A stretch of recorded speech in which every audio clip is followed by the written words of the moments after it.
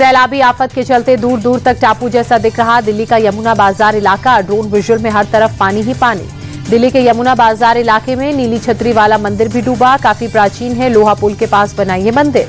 Kashmiri gate ISBT तक पहुंचा यमुना बाढ़ का पानी। मेन सड़क पर पानी भरने से ट्रैफिक स्लो। दिल्ली के सिविल लाइन्स इलाके में घर मकान भी डूबे। मंदिरों में भी यमुना का पानी घुसा। मूसलाधार बारिश के बाद दिल्ली में जगह जगह जल भराव। मोनेस्ट्री मार्केट के पास मेन रोड पर पानी भरा, लोगों की परेशानी बढ़ी, ट्रैफिक स्लो हुआ। दिल्ली के मेहरौली बदरपुर रोड पर जल भराव, सड़क पर धीरे धीरे निकल रही गाड़ियां। दिल्ली में लोहा ब्रिज बंद होने से करीब 50 ट्रेनें रद्द। डेंजर लेवल से ऊपर पानी होने से लोहा ब्रिज बंद।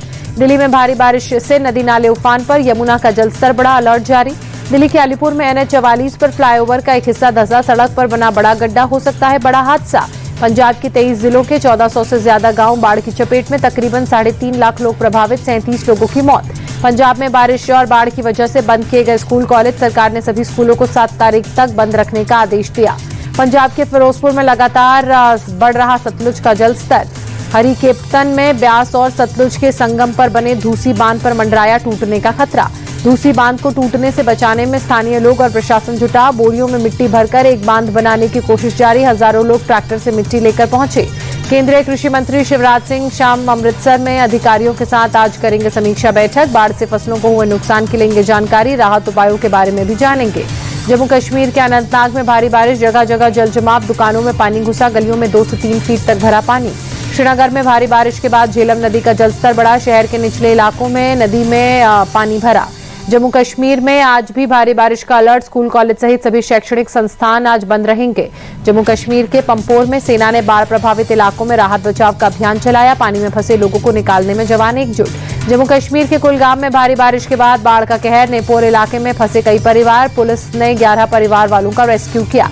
जम्मू कश्मीर के रियासी में भारी बारिश की वजह से चिनाब नदी का जलस्तर बढ़ा, खतरे के निशान को कर चुकी है पार, अलर्ट जारी। जम्मू के अखनूर में भी भारी बारिश के बाद चिनाब नदी का रौद्र रूप नजर आया। कई इलाकों में बाढ़ से लोग घिरे। जिया पोटा घाट पर कई मंदिर पानी में डूबे। जम्मू के फतोकोठी इलाके में बाढ़ में फंसे लोगों का BSF ने रेस्क्यू किया। हेलीकॉप्टर की मदद से 49 लोगों को बाहर निकाला। कुल्लू के अखाड़ा बाजार में आज फिर कुछ घरों पर चट्टान गिरी। एक घर पूरी तरह से दबा। कल भी अखाड़ा बाजार में 2 लोगों की मौत हुई थी। अखाड़ा बाजार में मौके पर कुल्लू की DC ने पहुंचकर एक शख्स की मौत की जानकारी दी। 3 लोगों का रेस्क्यू किया गया। कुल्लू और मंडी जिले के कई हिस्सों में बिजली आपूर्ति और मोबाइल सेवा ठप। अधिकांश सड़कें बंद होने से मुश्किल में लोगों की जिंदगी। उज्जैन में भारी बारिश से क्षिप्रा नदी उफान पर, घाटों पर बने मंदिर जलमग्न। निचले इलाकों में अलर्ट जारी। भारी बारिश के चलते उज्जैन में सड़कें बनी दरिया। भीषण जलभराव की वजह से राहगीरों की मुसीबत बढ़ी। शहर में ट्रैफिक की रफ्तार थमी। राजस्थान के अजमेर में भारी बारिश से सड़कों पर गाड़ियों की रफ्तार थमी। जयपुर में कांग्रेस विधायक का प्रदर्शन। सरकार से किसानों को मुआवजा देने की मांग की। भारी बारिश के चलते फसलों को भारी नुकसान। बिहार बंद को लेकर पटना में सड़कों पर बीजेपी के कार्यकर्ता उतरे। PM मोदी की मां को गाली देने के विरोध में 5 घंटे के बंद का आह्वान किया। गयाजी में सुबह से ही सड़कों पर बीजेपी के कार्यकर्ता सड़कों पर बैठकर गाड़ियों की आवाजाही रोकी। पटना में महिला नेताओं के साथ धरने पर बैठे रविशंकर प्रसाद, कहा PM की मां को गाली देना। बिहार में इस वजह से गुस्सा। अभी तक राहुल तेजस्वी ने माफी नहीं मांगी। रविशंकर प्रसाद ने कहा, राहुल तेजस्वी ने माफी नहीं मांगी तो बिहार की जनता करारा जवाब देगी। बीजेपी नेता रविशंकर प्रसाद ने कहा, PM की दिवंगत मां को गाली देना शर्मनाक है। ये राहुल गांधी और तेजस्वी यादव के संस्कार हैं। बिहार के सासाराम में बीजेपी कार्यकर्ताओं ने सड़क जाम की, गाड़ियों की आवाजाही रोकी। सड़क पर बैठकर कांग्रेस के खिलाफ जमकर नारेबाजी भी की। बिहार बीजेपी अध्यक्ष दिलीप जायसवाल भी बंद कराने पटना की सड़कों पर उतरे। राहुल गांधी और तेजस्वी यादव देश से माफी मांगे, कहा। दिल्ली में 6 सितंबर को बीजेपी सांसदों के साथ बैठक JP नड्डा करेंगे। उपराष्ट्रपति चुनाव की तैयारियों पर चर्चा होगी। 7-8 सितंबर को मतदान को लेकर वर्कशॉप होगी। गोरखपुर दौरे पर मुख्यमंत्री योगी जनता दर्शन में जनता की शिकायतें सुनी। त्योहारों से पहले आम आदमी को मोदी सरकार का बड़ा तोहफा। GST काउंसिल ने खत्म किए 12 और 28% के स्लैब। अब सिर्फ 5 और 18% के होंगे टैक्स स्लैब। वित्त मंत्री निर्मला सीतारमण ने खुशखबरी दी। 22 सितंबर से लागू होंगे नए स्लैब। निजी हेल्थ इंश्योरेंस पर नहीं देना होगा GST। दूध, छेना, पनीर, ब्रेड, रोटी, पराठा और पिज्जा ब्रेड पर भी टैक्स खत्म। वित्त मंत्री निर्मला सीतारमण के मुताबिक 33 जीवन रक्षक दवाओं को GST के दायरे से बाहर किया गया। कैंसर की 3 दवाओं पर भी नहीं लगेगा कोई टैक्स। वित्त मंत्री ने आम आदमी को राहत देते हुए बताया, शैम्पू, साबुन, तेल सहित रोजमर्रा के इस्तेमाल की चीजें सहित नमकीन, पास्ता, कॉफी और नूडल्स पर अब 5% होगा GST। छोटी car, bike, AC, TV, dish washing machine, cement सस्ता 28% की जगह 18% GST लगेगा। GST काउंसिल ने किसानों को बड़ी राहत दी। ट्रैक्टर सहित कृषि से जुड़े उपकरण सस्ते हुए 12 से घटाकर 5% वाले स्लैब में आए। केंद्रीय गृह मंत्री अमित शाह ने जीएसटी काउंसिल के फैसले को ऐतिहासिक बताया। लिखा, जीएसटी की दरों में कटौती, गरीब और मध्यम वर्ग को बड़ी राहत। आंध्र के सीएम चंद्रबाबू नायडू ने जीएसटी रिफॉर्म का स्वागत करते हुए लिखा, किसानों से लेकर कारोबारी तक समाज का हर वर्ग खुश, फायदा मिलेगा। जीएसटी रिफॉर्म्स को लेकर बिहार के उप मुख्यमंत्री सम्राट चौधरी ने पीएम मोदी को धन्यवाद देते हुए कहा, भारत के स्वदेशी अभियान को मिलेगा बूस्टर डोज। जीएसटी रिफॉर्म्स को लेकर रक्षा राज्य मंत्री संजय सेठ ने कहा, 140 करोड़ नागरिकों में जबरदस्त उत्साह है, अभूतपूर्व सुधार के लिए प्रधानमंत्री को सलाम। जीएसटी रिफॉर्म्स पर दिल्ली के मंत्री मनजिंदर सिंह सिरसा ने कहा, यह ऐतिहासिक सुधार है, पीएम मोदी का बहुत आभार, देशवासियों के लिए बड़ा तोहफा। मनजिंदर सिंह सिरसा ने कहा, रिफॉर्म से अर्थव्यवस्था को बढ़ावा मिलेगा, देश के व्यापार में तेजी आएगी।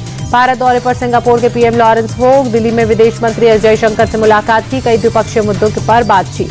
जैसलमेर में युवक की हत्या के बाद बवाल, गुस्साए लोगों ने आगजनी की, तोड़फोड़ की, भीड़ ने एक दुकान को आग के हवाले किया। घटना के बाद इलाके में भारी फोर्स की तैनाती।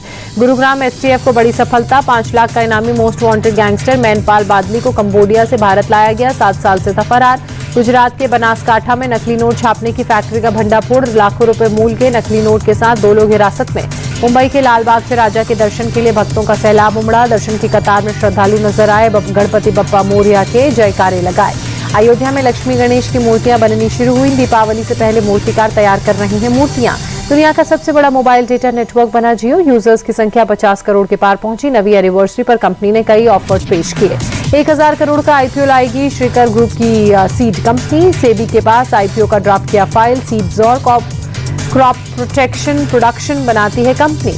मारुति सुजुकी ने लॉन्च की नई एसयूवी विक्टोरस, टेस्टिंग में मिला 5 स्टार रेटिंग। 11 लाख से शुरू होकर 20 लाख तक है गाड़ी की कीमत। भारत में टेस्ला को 1.5 महीने में मिले 600 ऑर्डर्स। जुलाई के मिड से शुरू हुई है बिक्री। इस साल 350 से 500 कारें भेजने की तैयारी में कंपनी।